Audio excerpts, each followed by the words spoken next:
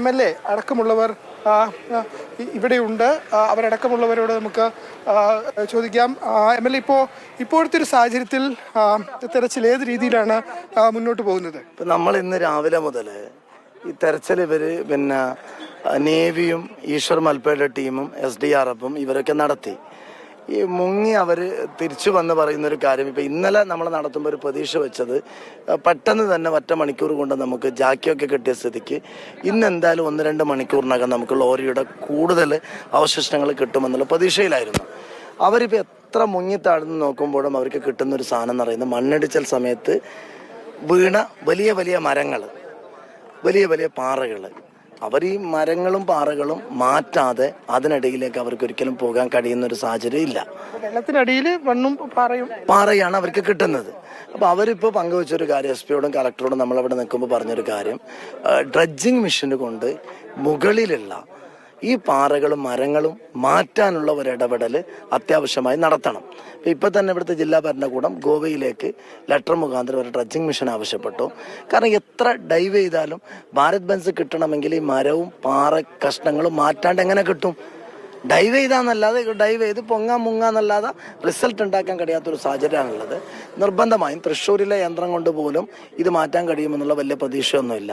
അപ്പോൾ തീർച്ചയായും ഞാനും ഇപ്പോൾ അവരുമായി വെച്ച ഒരു കാര്യം എന്ന് പറയുന്നത്, നിർബന്ധമായും മാക്സിമം ക്രൈനുകൾ ബൂം പോലെയുള്ള സാധനങ്ങൾ ഉപയോഗിച്ച് ഈ ഡൈവ് ചെയ്ത ആളുകൾ ചൂണ്ടിക്കാണിക്കുന്ന പ്രദേശത്തുള്ള ഈ മരങ്ങളും പാറകൾ മാറ്റിയാൽ മാത്രമേ, 3 പേരുണ്ട്, അർജുൻ മാത്രമല്ല അവർ പറയുന്ന 2 പേരുമുണ്ട്.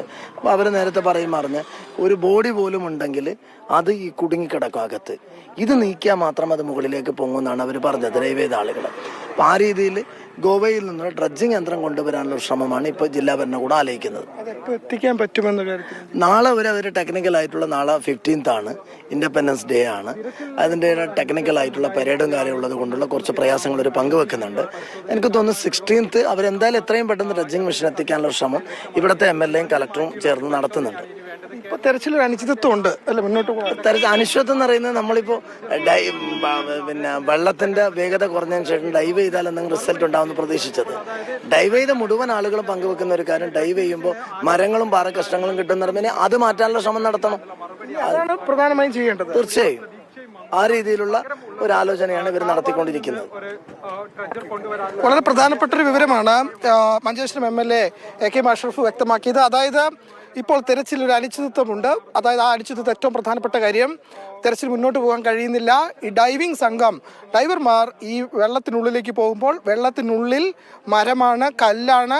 ഈ മരവും കല്ലും ഉള്ളത് കൊണ്ട് തന്നെ ഈ മരത്തിനും കല്ലിനും അടിയിൽ ലോറി ഉണ്ടോ എന്ന് മുങ്ങിത്തപ്പി കണ്ടെത്താൻ ഡൈവർമാർക്ക് കഴിയുന്നില്ല.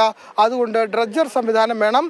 അത് കേരളത്തിൽ നേരത്തെ എത്തിക്കുമെന്ന് പറഞ്ഞിരുന്നു, പക്ഷെ അത് നടന്നില്ല. അതുകൊണ്ട് ഗോവയിൽ നിന്നും എത്തിക്കാനാണ്. ഗോവയിൽ നിന്നും നാളെ എത്തില്ല. നാളെ ഈ പറയുന്ന ഇൻഡിപെൻഡൻസ് ഡേ അടക്കം ഉണ്ട്. അതിനുശേഷമുള്ള ദിവസം മാത്രമേ അവിടെ നിന്നും ഇവിടേക്ക് എത്തിക്കാൻ കഴിയൂ.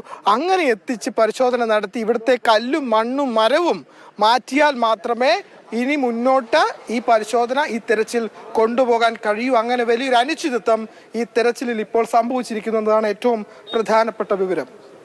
ശരി ഫെലിക്സ്, ഏറ്റവും പ്രധാനമായും ഈ യന്ത്രങ്ങൾ കൊണ്ടുവരിക, അതുപയോഗിച്ചുള്ള തെരച്ചിൽ നടത്തുക. പുഴയിൽ മരങ്ങളും തടിക്കഷ്ണങ്ങളും ഒക്കെ പെട്ടുകിടക്കുന്നുണ്ട്. അതൊക്കെയും നീക്കിയ ശേഷം ലോറി കണ്ടെത്തുക തുടങ്ങിയ കാര്യങ്ങളാണ് വെല്ലുവിളിയായി നിൽക്കുന്നത്.